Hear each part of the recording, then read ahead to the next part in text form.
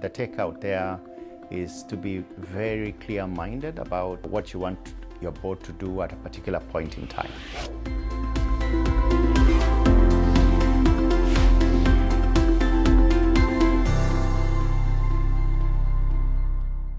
My name is Ken Njoroge. I've been married for 17 years, built a business over 17 years, have 5 kids. Cellulant is a payments company operating across Africa. So we have offices in 18 countries, serving 35 countries. We give merchants a single point of connection, a single point of contracting for payments, for collecting and making payments across Africa. We support about 240 payment types, everything from cards, mobile money, cash, and bank transfers, and so on, and different payment methods across Africa. We employ about 500 people across these markets, and we serve about 800 customers or so in the market. So thinking about boards, so I think the board at Cellulant has gone through a couple of evolutions across time. I think the Cellulants are 17 years old, and we basically sort of formalized the board, which had one chairman, as far back as when we were year 3 of business. And that board evolved probably 3 or 4 times across its journey. When I look at the first board, I think what were we looking for? We were sort of 2 young entrepreneurs, started a business, and we were looking for adult supervision. Basically, we were looking for a board that we would respect listening to. Because entrepreneurs are hard-headed. In the early days, you basically think and operate like you can defy gravity, so it helps to have a board and a board member and board members that then can be able to say, stop, this doesn't make sense, you need to change course. It was a very small board, and we essentially almost all of the board members were sort of execs in management, except one, the chairman, who still is our chairman today, and that was the purpose for which we selected him as a chairman. Fantastic decision, right? And the takeout there is to be very clear-minded about what you want your board to do at a particular point in time.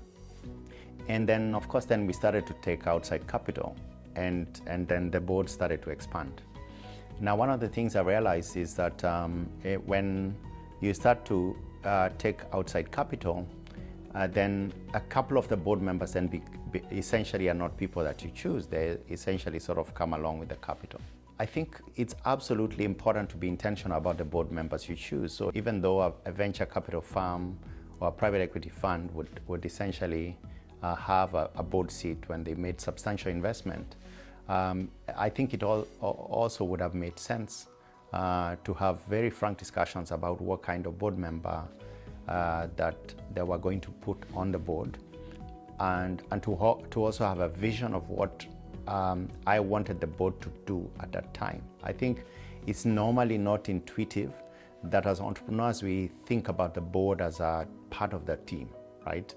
And frankly, actually the most important team, because the temperature of the CEO and to a large extent the temperature of the management team is actually always going to be formed in character by the board. And so it's absolutely shape-shifting for a business when you have 3 or 4 sort of board members who come in, they've got strong voices, strong personalities, they put in capital. And even when you want to be stubborn, you have an obligation to listen because they've also invested in your journey. So I think the biggest learning is be clear-minded about what you want your board to do, and choose and fuss over the board members in the same way that you would your exec team, right? Because it's also part of the team and probably one of the most important teams in sort of shaping the business for the long term. I think my sort of last reflection on the board is that I think boards have different characters, right, and they have different roles at different times. Do not be afraid to evolve the board as the business requires different things, right? and you have to always try to make the board fit for purpose. So as an entrepreneur, it probably makes sense to give yourself a lot of latitude, a lot of responsibility, and a lot of intentionality in sort of building it out, right? And then when you've got a good board as an entrepreneur, then invest the time to actually manage the board, right? And to interact with the board. Spare some time to build the trust relationships. Work very hard to build the information flows that the board members need. Work hard to figure out how each one of them wants to interact with you. And if it's a really good board and they're focused on building the business, it can be always a very fruitful relationship. It doesn't need to be always antagonistic. You don't need to dread going into board meetings. And a good board will always be somewhat uncomfortable, but if managed well and selected well and socialized well, it can be a good driver for growth for the business. So, three key takeaways when managing boards. So the first one is you got to accept from a mindset perspective that the board is an important part of the team, right? It's not a drag, it's not a nag. They're just important part of the team, and it makes sense, and they're inevitable. A second point is then want us to make intentional progress to actually to manage the board. So make time, talk to the board members one-on-one every now and then for the entire board, just work hard to put the information systems in place. So the monthly reporting, the board reports, just build discipline around those, build quality around those, and get those working properly. And then the third one is then under all circumstances, preserve trust. And you do that by bringing bad news to the board early, quickly, and clearly.